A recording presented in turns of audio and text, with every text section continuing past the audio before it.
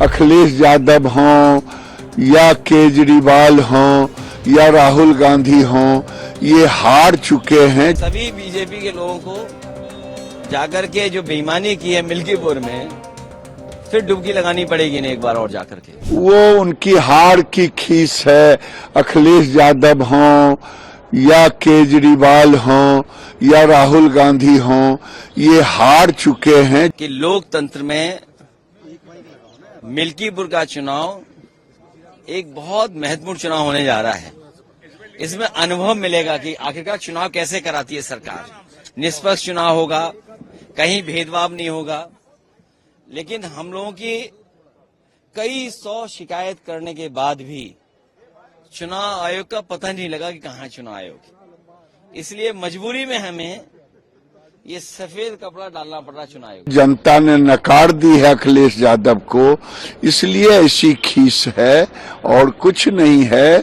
क्योंकि जनता ने पहले भी नकारा, इस बार भी नकारा। देखिए, ये भारतीय जनता पार्टी सब अधिकार अपने पास रखना चाहती है और लग ये रहा है कि बड़े बड़े उद्योगपतियों के उनको वाइस चांसलर उनके हिसाब से यूनिवर्सिटी कॉलेज और पढ़ाई कराना चाहती है।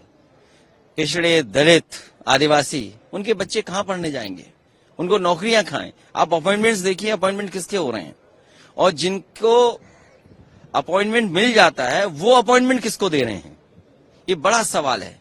बाबा साहब भीमराव अम्बेडकर जी जो अधिकार दिए, जो आरक्षण दिया, वो सब छीनने की तैयारी में है और स्टेट गवर्नमेंट्स की सब पावर ही छीनना। अगर इसको ही चादर कहोगे तो कफन को क्या कहोगे आप? 16 सीट उनको मिलेगा तब तो 16 सीट को ही ले, उनको 16 सीट भी नहीं आ रहा। देखिए, सभी बीजेपी के लोगों को जाकर के जो बेईमानी की है मिल्कीपुर में, फिर डुबकी लगानी पड़ेगी ना एक बार और जाकर के।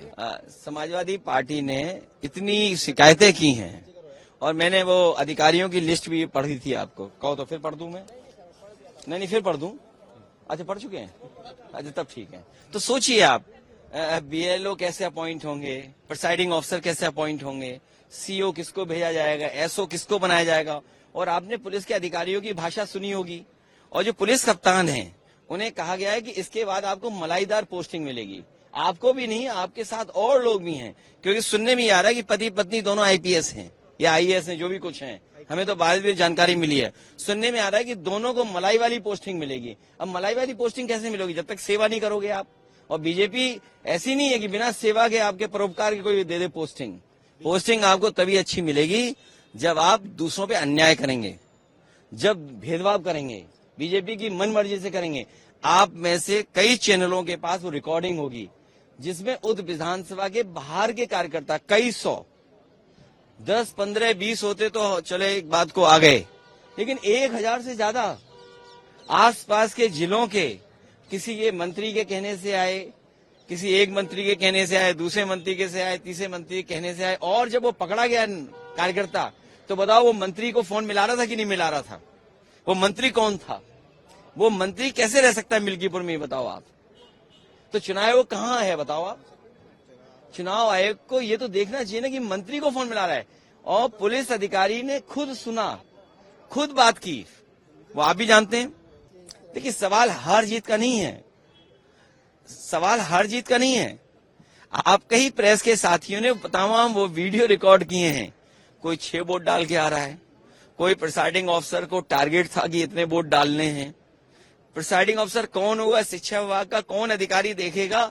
आप अगर ऑर्डर करना था पोस्टिंग का तो इकट्ठा भी कर सकते थे। इंडिविजुअल ऑर्डर क्यों किया आपने? क्योंकि आपको पता था कि इंडिविजुअल ऑर्डर इस करने से पूरी जानकारी नहीं मिलेगी आपको। तो नियत ये थी कि चुनाव कैसे भी जीतना है। लेकिन अच्छा है, उन्होंने एक संदेश अच्छा दिया कि भारतीय जनता पार्टी के लोग बेईमानी कर सकते हैं। सोचो, कुंभ के समय पे जब लोग स्नान करते हैं और अपने पाप धोवाते हैं, तो ये जो लोकतंत्र में पाप हुआ है या पाप किया है, इसको कहां धोने जाएंगे? अब तो कुंभ भी खत्म होने वाला है, कुछ दिन तो बचे हैं।